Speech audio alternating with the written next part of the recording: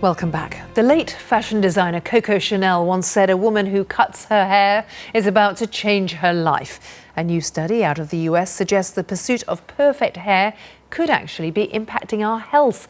Researchers looked at 18 hair products sold in the US and traditionally used by black women, like hair relaxers, hot oil treatments, anti-frizz or leave-in conditioners. Every product they looked at contained endocrine disrupting chemicals, or EDCs. That means they interfere with the way our bodies produce hormones, and many of those products are actually banned in Europe. And what's of particular concern is how few of those compounds are listed as product ingredients, and that makes it difficult for users to know exactly what they're putting on their hair and scalp. Well, the study is published in the journal Environmental Research. Tola Okogu is a hair care blogger and author. She's with me. Her children's books explore the relationship between girls and their hair. And joining us from Boston, Massachusetts, is the study author, Dr. Jessica Helm, a scientist at the Silent Spring Institute. Jessica, I'm going to come to you first to talk about the health problems that you found black women tend to have more than other women in the US. There was something that stood out for you here.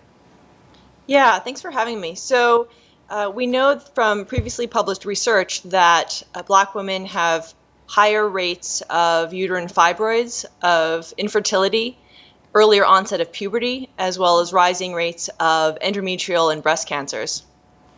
And did you find a link with the kind of chemicals that are in the hair products we talked about?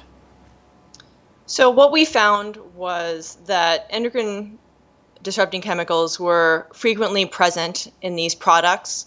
We know that endocrine disrupting chemicals are present in people's bodies, that some of the same chemicals that are in these products are in women's bodies frequently. And we know that they have effects at high doses. Our study wasn't set up to specifically answer the question of whether or not these chemicals were directly influencing health, but the fact that these chemicals are frequently found in these products was of concern to us. Let's pick up that concern with Tola, because I know you not only act as a hair care coach, you're aware of what's on the market now. Yes. But you've been aware of, over years, the kind of products that have been used by black women to care for or tame, or however you want to put it, your hair. Yeah, with black hair, it naturally requires a lot more products than any other hair type because it's drier and it also requires more lubrication. So black women do tend to use a lot of products in one session, so they'll layer products. And historically, the products that we buy, I've been aware for a while that the ingredients are on the cheaper end, and the brands, it does appear to be quite low quality products, and most of the products are bought in hair shops in areas where the demographic is majoritively black. And a lot of products traditionally have come in from the States. Yes, they have.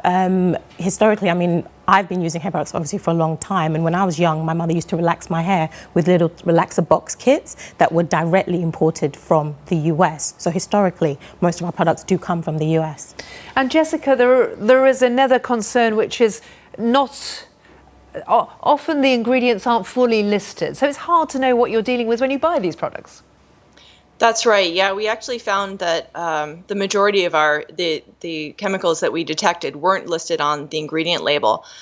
We did find that parabens tended to be better labeled, but they were by no means always labeled.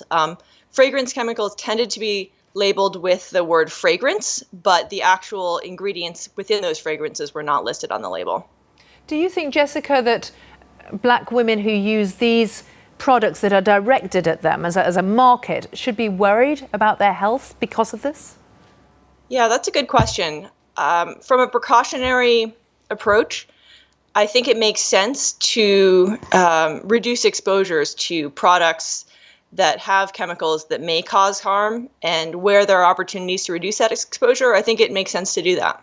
Tola, what do you think about that? I agree completely. A few years ago, when I became more ingredient conscious in terms of the products that I use, and I kind of picked my products looking at the ingredients list, and I've become more familiar with some of the chemical names, I have moved to more organic products, and there are more products in the marketplace. There are a lot more UK manufacturers, and as the trend has moved towards more natural hair, so have the products. So women are being more conscious about what is in the products they're using on their hair and skin, and they're being more careful and picking products that are either more organic or have less cosmeceuticals and more natural oils, etc.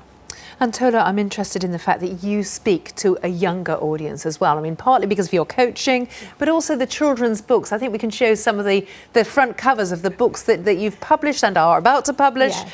And hair care is a massive issue. It is. It's something that speaks to the heart of identity for a lot of black women and black girls. Hair isn't just hair for us. It's the #1 signifier of our race, and it is very much tied into our race and how we view ourselves. And historically, our hair has been something we've kind of felt ashamed of and felt was inferior. So my books kind of are about celebrating black hair, black skin, black beauty, and hopefully helping a new and younger generation that's coming up develop a love for their hair and what is naturally coming out of their heads. And Jessica, just a final thought from you. I mean, the Silent Spring Institute, that makes me think about environmental awareness from the 60s on. And do you perceive that people now are much more concerned about ingredients and environment, especially when it comes to something so intimate as hair? Yeah, I think that there is, within some areas of society, there's some awareness, but I think by and large, people are generally unaware of the chemicals that are in their products and the potential that those chemicals might have to cause harm. Well, Jessica, I think that's an important warning, and Tola, I suppose that's part of the education that needs to be done. Yeah, but my advice to black women would be educate yourself, get to know some of the more common dangerous ingredients like parabens and even silicone oils, and some of the products you listed are commonly used. So if you educate yourself, you can avoid it. And as I said, there are more products in the marketplace, so there is more choice and more variety. Well, Tola and Jessica, thank you both for joining us here on GMT. Thank you for joining us, and you can always talk to me on Twitter about any of the stories we've covered in a very busy news hour. I'm at Philippa BBC. Goodbye.